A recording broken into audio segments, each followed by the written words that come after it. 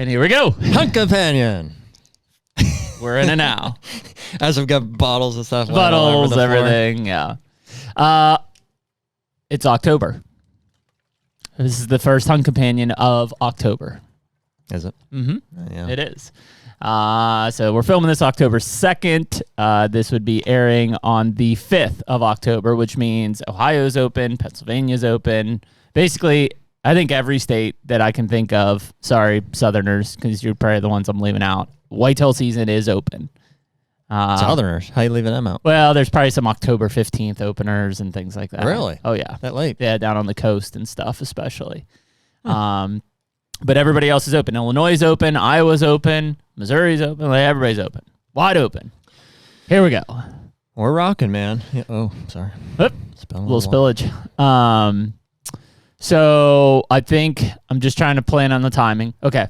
So we are staring at a week of a cold front coming up in October. I think you and I are both pretty big proponents of cold fronts in October. It is earlier than normal. Pretty safe statement there. Pretty safe statement. It is earlier than I would say would be prime, right? Like that mid-October time frame, but we just had one. That opener was a cold front. We had a perfect. It wasn't super strong. I mean, it was wet. It was exactly what you want. Yeah. It was a week of rain followed by a high pressure system. Yeah. Yeah, it was warm, but I saw 3 shooters, 3 sits in a row. Yeah, that's pretty good. So far so good. So far so you might say so far so good. And so we've pulled out here a little bit as temperatures continue to rise, we get further and further away from that week of rain. Yeah, it's in the 80s right now. It's in the 80s, which I mean, the temperature doesn't bother me so much as like change in I mean, this is what we spent a lot of time. We're in a high pressure system right now. More about. It's just hot. Yeah, but it's we're far enough away now from that system that came through that it's just not like there's no urgency, I think. So yeah, I'm just waiting, and next whatever Tuesday, Wednesday is that next rain that's going to come through. Well, you're in a better situation than I am on deer. So what you're staring at this, I think Tuesday into Wednesday rain, Thursday high pressure. If you go out, what are you going after? Well, it's always a with the other guys there. I got to see who's going. I mean, is anybody going to hunt Thursday besides you and Dad? I don't know yet. Yeah, I don't know. Okay. I haven't got that far, but I don't know. It's looking like a north or east wind, so that throws a curveball. Challenging. Also, I really would like a south wind for either morning or evening, frankly, to be able to slip into one of those stands. Two of them actually. I'm kind of considering at this point like making a bold move on that clear cut and just driving in with the tractor, putting up a ladder stand, even though it is closer to that feeder than I would like. Yep. And it is not great for many winds. You know what I mean? There's not a lot going for it other than under the right conditions, I think I can get in there and observe that clear cut. And even hunt it. It's like, even if you could get down and stalk one from there, like. Well, dude, I mean, if you got eyes on one of those mature deer, I'm a big proponent of I can run them in October early. Just a couple, enough to get his attention. Yeah. They're curious. So I just think I need to have a north or east wind option, and that's what that would give us for that. So that sounds like a really good. Have you seen GR8 back on camera yet? No, but he wasn't very photographic. Well, I guess on the line, he had been getting there. The gas line. Yeah, I mean that's where I would expect to see him. I just think I just don't have good camera surveillance of that clear cut part of the farm. I don't have one right in there. So closest one is the feeder. Closest one's the feeder. Yep. And they're just he's not touching that. He's not touching it. Neither is that other 6-year-old. So I think I need to do what we just talked about there for a while, is take that tractor after I get that ladder stand in there. Maybe even from that exact point, try to, like, with glass, pick out a spot in that clear cut to go and put some sort of a scrape. I just think monitoring that is going to be important. Yeah, I would say so, especially with the way that it seems they're using that clear cut. Yeah. Right now. Do you have any thoughts after that? I don't know if this timing makes sense, but we talked to Bomar for 4 hours about how to, like, exactly. It'll be coming up. Like, we're airing this. That Bomar podcast is coming out Tuesday. There you go. So that's coming. But so per that conversation, which you can listen to later, what do you think? Do you think just like go into the middle of it, pick a high spot, pick a good tree in there? I mean, I don't think you need to. They're in there, right? Like, so if you went in and found a good spot in the clear cut and like put up a scrape and a camera, like, I think you know they're in there. You don't have photographic proof like you would with a camera. I think I'm looking for it to tell me when. I think they're bedding in there. When and from which direction necessarily, which could be great information. Like if I'm getting late morning pictures there, and I'm like, great, I can slip in and hunt that stand. I like safely the stand. in the I like the stand idea of taking in a ladder for especially an east wind opportunity, getting as close or tucked to close as you could be. I wouldn't be afraid of having a scrape, per what we talked about with him, on the edge of the field, closer to that stand, to even if they pop out low, to work up to you, to that scrape. Versus like I just, especially right now in October, minus public land, just because I'm stomping around looking, I just, if I know they're in there, I just don't really want to be in there. They're using it for a reason. They feel safe. They feel secure. You pretty much know they're in there. Yeah. Like even getting him at 5 a.m. on a scrape on the field edge, heading back to that is enough knowledge to know, okay, he's going back to bed in there in the morning. Yeah. Another part of me is like, man, if another mature buck moves in there, I'm like, I just don't have a lot of confidence that I'm going to pick him up on the feeder. And that's my only that's why I think you would have a scrape on the opposite side on the field edge. And I think you could pick him up there. So what do you mean on the opposite end? Like that? Because that's like it's a rectangle. Yeah. Yeah, that ladder stand is going to go like in the southeastern corner of the clear cut. So it's good for north winds as it pertains to the clear cut. The only weakness there is even on north winds, things that come up this ditch. Yeah. And I'm kind of building food in that direction. I'm going to leave a 6-acre bean field right there. And I've got that. If you can get in the morning and get thermals rising, you're okay there. And no way you're getting past that bean field into that stand. It's right there. So it's a tough exit too.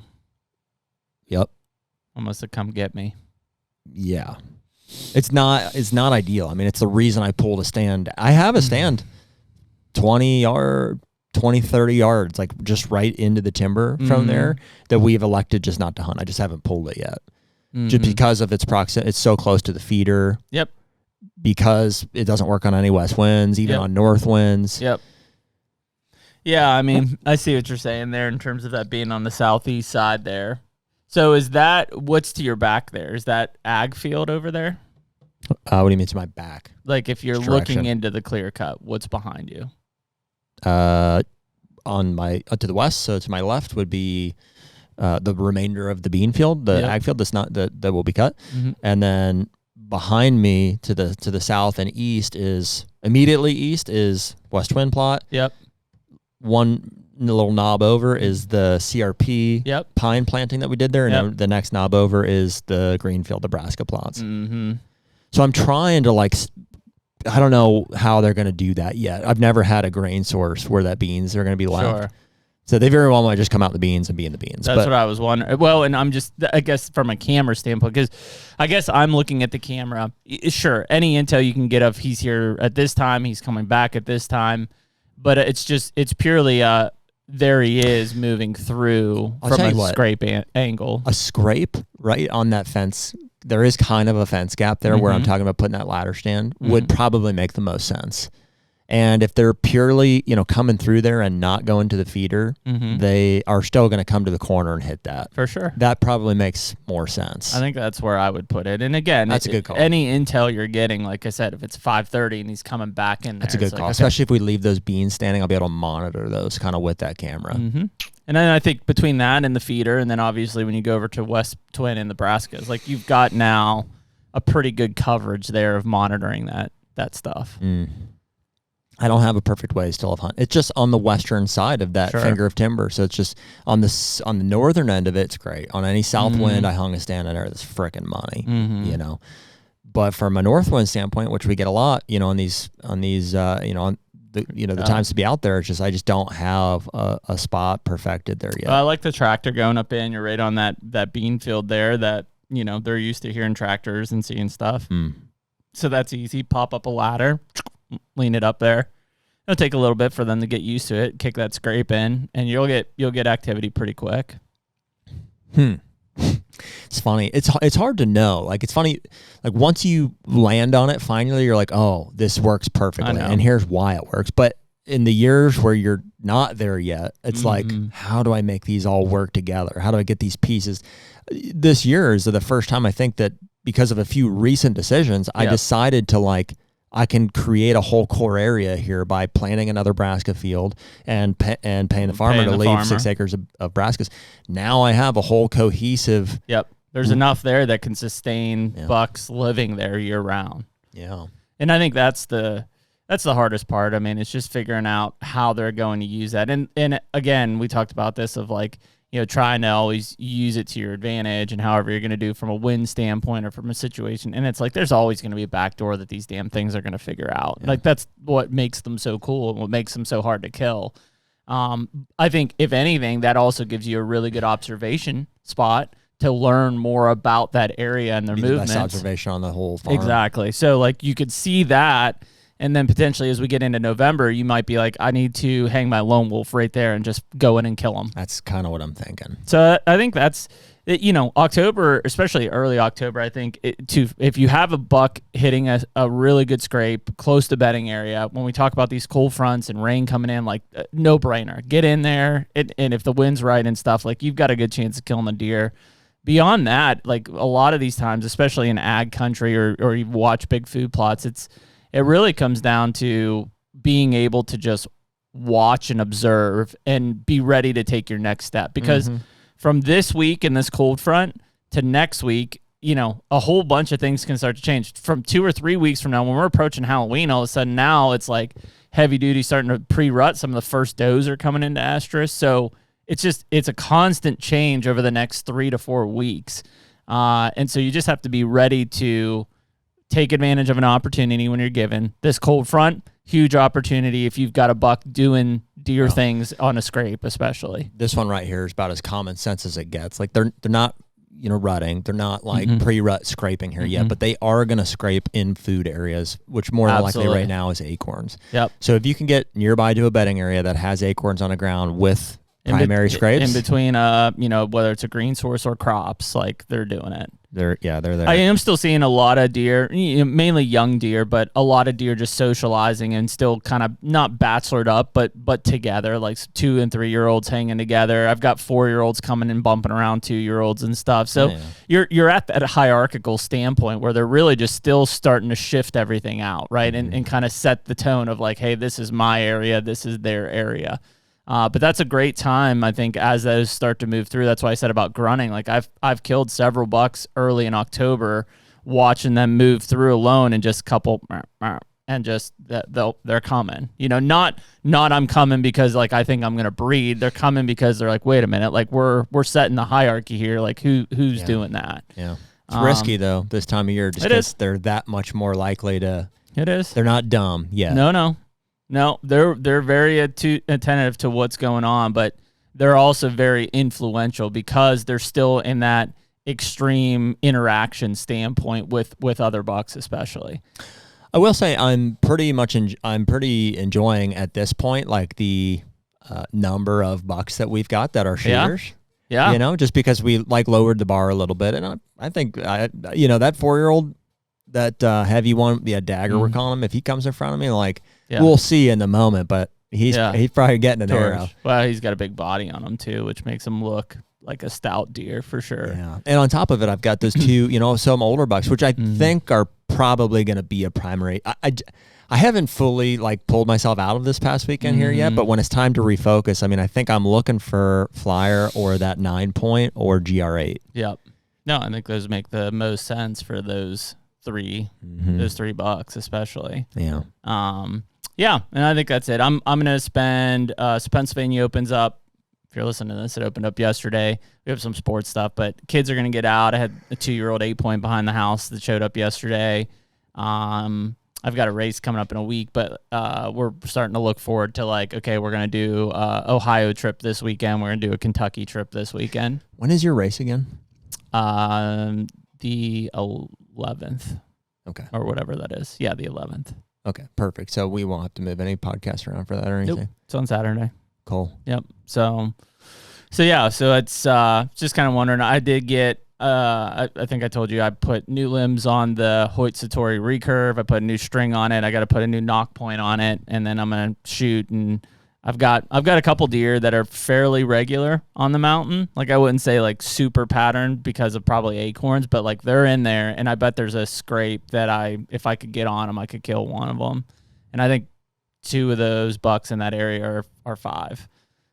So we'll see. I'll probably pull one of those maybe next week. If not next week, the following week, I'll start diving in on those. Those are some good morning spots I can get into as well. So that makes it nice to be able to slip in there in the morning while they're still out munching around before they come back. In fact, that's most of my traffic is getting them in the mornings coming back to bed. Yep. So yeah, we'll see. Other than that, I think excited about this first cold front. It's going to finally it'll feel like hunting season this week when we get past that front. 60s and 40s. Hopefully we're getting closer and closer to the CHD being just, not a thing anymore. I feel bad for everybody who's gotten licked so far because it's tough to recover from that. It's tough to look at the season. But I will say Madison, Raber, his Morgan County farm got hit pretty hard. He went out, got permission piece, killed a stud that's probably, 7 or 8 years old, just a big, gnarly, heavy 8-point. I forget what he called him, but so that was cool. Like, I watched him and Yoder doing the video, and it was like the all-time low of Madison's face, like hearing all these deer being found dead around the places he was hunting, and then like within a week, he's tagged out in Ohio. Yeah. So like, it can happen, again, it's not a great place to be in mentally, but if you don't have the deer, go find the deer. Like it's sporadic enough that you're not going to get, your entire area is not going to get wiped, whether that's permission and or public. Like if your farm or your hunting area got hit, take a drive, go check out some new area. You start finding scrapes and rubs and like you're in the game again. So we're in it now. That's all I got. Yeah, we're in it now. Yeah, man. That's it. Yeah. I mean, the more you can do, it's, we're beyond it now as far as prepping those spots like that, but it just, yeah, dude, the more you can like read these fronts as they're coming through, it's just like, that's what they're just going to do the thing, So well, and I'll say like even, we just talked about how I'm like, I'm not a real big fan of going into those areas. On public, I am. Like in fact, I do most of my scouting while I'm hunting or during the week when I'm not hunting. Yep. So like, if I can go out and blow off 3 hours in an afternoon and just walk around and try to find some new rubs and scrapes and things like that in some of the areas, maybe pop up some new cameras, like it's the best time to find, active bucks is like find fresh sign, and so if you're looking for new places, whether that's permission or public, like I think that's a good time to just get out there and maybe you sacrifice it. It seems crazy, but maybe you sacrifice a Saturday or Sunday morning instead of hunting and just scout for 5 hours. And you might put yourself in a much better position than if you just went out and sat in the same tree for 4 hours. Yeah. So you got my gears turning for sure on that, southern side of the clear cut there, within range of that stand. I think that's the way to do it. Scraping there. And have your camera there, and you're going to monitor basically movement of that edge and that fence gap as well as that scrape, which is what you want. I like it. Mm-hmm. I like it. Anyways, first one of October, just getting ripping, That's what Hunt Companion was meant to be. Brief. Everybody. 15, 20-minute update here. Yeah, until we kill the next thing, and then we'll stretch it out. But we appreciate everyone listening, and we will catch you all next week. Hunt Companion. Take me